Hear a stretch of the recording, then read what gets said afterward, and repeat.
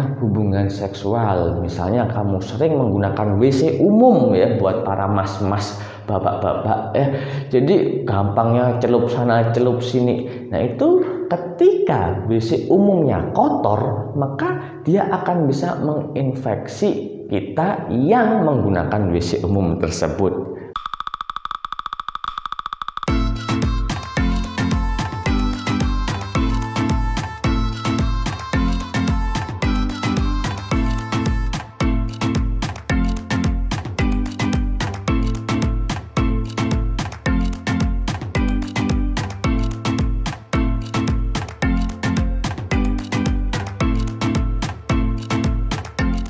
Halo teman-teman, ketemu lagi dengan Dr. Grand di channel Grand Lee. Bagaimana teman-teman semuanya, baik-baik aja ya? Nggak boleh ada yang sakit apalagi kena COVID. Jangan sama seperti India yang kena badai COVID. Banyak yang mati semuanya loh ya. Harus jaga prokes. Oke, kali ini Dr. Grand akan membahas tentang permasalahan infeksi saluran kencing. Nah, apa sih infeksi saluran kencing? Infeksi saluran kencing adalah adanya peradangan yang disebabkan oleh bakteri yang menyerang daerah saluran kencing. Saluran kencing ini dia dimulai dari ginjal sampai ke alat kelamin kita. Ya, ginjal itu ada di belakang posisinya ya. Dari ginjal di belakang ini dia akan menyilang di tengah-tengah bagian bawah tengah kita ada namanya vesika urinaria atau kantong kencing. Di tempatnya air kencing terkumpul.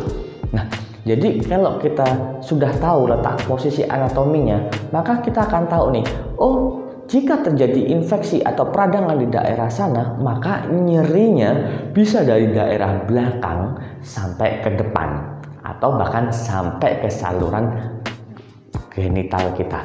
Oke, jadi begini, kalau misalnya kita terkena infeksi saluran kencing, tanda-tandanya bisa terjadi adalah demam. Ya, kenapa? Ketika ada radang pasti akan ada demam. Nah, kemudian ada nyeri. Nyerinya ini yang agak bikin pusing adalah nyerinya ada di mana-mana nih, tetapi tidak jauh-jauh dari posisi anatomi. Misalnya nih, bisa jadi nyeri di pinggang, di belakang ya, karena posisi ginjal dia ada di pinggang belakang.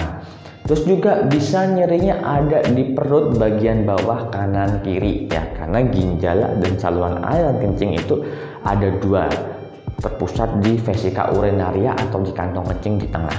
Jadi dia bisa di bagian bawah kanan kiri, perut bawah kanan kiri, ataupun perut bawah juga, tergantung letak di mana bakterinya menginfeksinya. Nah, ketika sudah terjadi nyeri seperti itu, maka dokter akan berpikir, oh ini nyerinya bisa terjadi karena infeksi saluran kencing ataupun misalnya appendicitis atau usus buntu. Kembali lagi dari letak nyerinya, maka yang dilakukan adalah dilakukan laboratorium di mana diambil darahnya dan dites kencingnya. Maksudnya apa? Untuk mengetahui apakah ada bakteri di dalam kencingnya. Karena saluran air kencing ini ya, dia dari ginjal sampai ke vesika urinaria. Karena ini di bawah air ya, air kencing ya. Ini kalau dia kena di saluran yang ada bakterinya, maka bakterinya pun akan ikut. Nah, itulah tanda-tandanya. Lalu mengapa sih kok bisa terjadi infeksi saluran kencing? Pertama ya, karena hubungan seksual. Misalnya kamu sering menggunakan WC umum ya buat para mas-mas, bapak-bapak ya.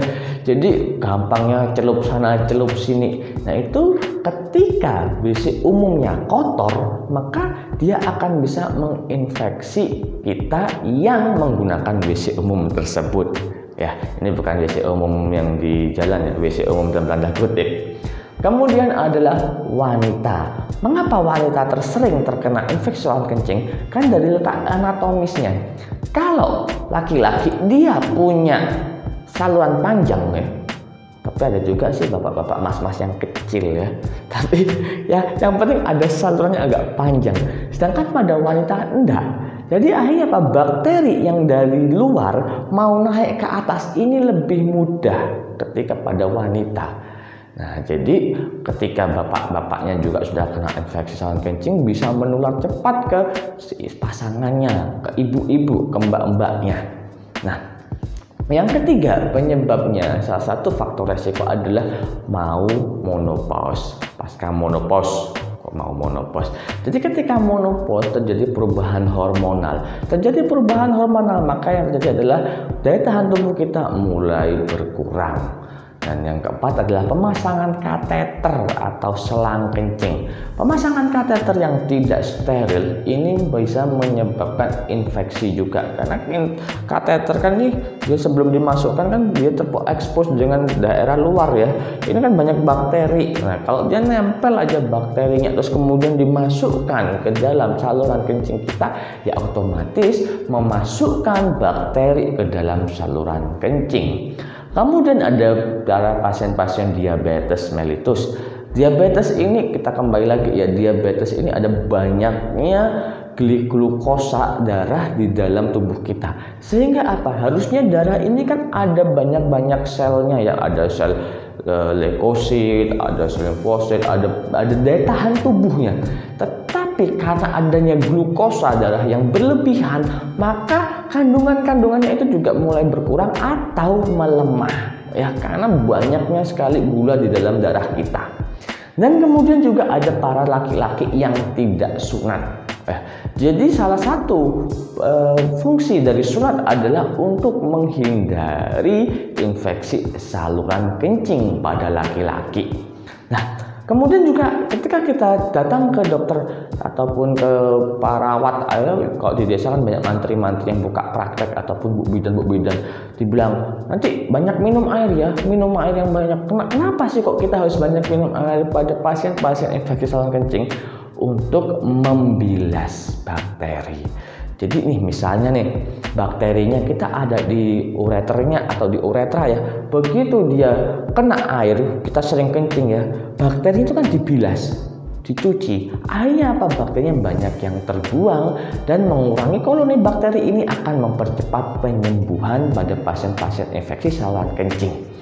Lalu obat-obatan apa yang bisa kita gunakan? Yang pertama adalah antibiotik. Antibiotiknya bisa menggunakan antibiotik spektrum luas, misalnya cefixime atau cefadroxil, ataupun juga bisa antibiotik yang khusus bisa masuk ke saluran kencing, misalnya asam pipemidat, levofloxacin ataupun ciprofloxacin. Nah, ini diminum paling enggak selama 5-7 hari.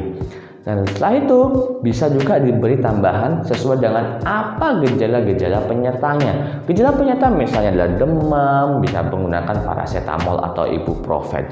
Nyeri bisa menggunakan diclofenac atau ketoprofen. Mual bisa menggunakan domperidone atau ondansetron.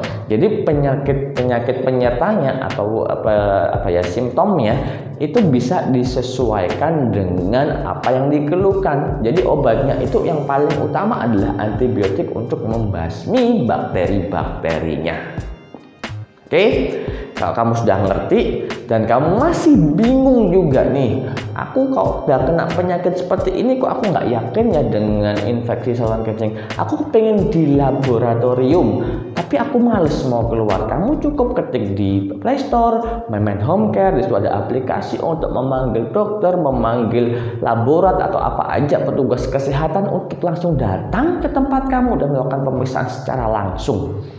Nah, cukup sekian dulu ya. Kamu unsubscribe, subscribe atau dislike atau apa sakarepmu. Yang penting aku selalu memberikan informasi-informasi terupdate buat kalian semua supaya kamu pinter. Itu tugas saya sebagai seorang dokter.